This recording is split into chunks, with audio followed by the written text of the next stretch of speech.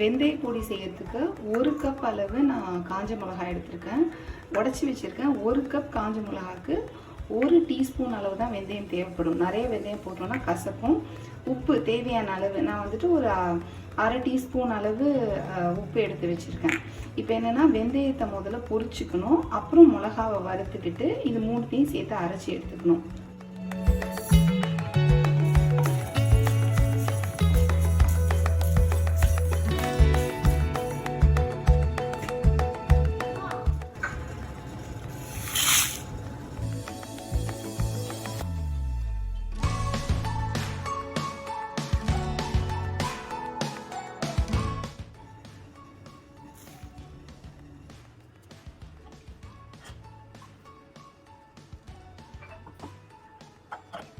அவ்வளோதாங்க, நம்மளோட வெந்தய பொடி ரெடி ஆயிடுச்சு. இது பார்க்கறதுக்கு வந்து பார்த்திங்கன்னா கம்மியாக இருக்குல்ல, இது வந்துட்டு ஒரு 10 பேர் வரைக்கும் சாப்பிட்லாம். நல்ல ஸ்பைஸியாக இருக்கும். இந்த மாதிரி இதை குறைன்னு தான் அரைச்சி எடுத்துக்கணும், ரொம்ப ஃபைனாக அரைக்கக்கூடாது.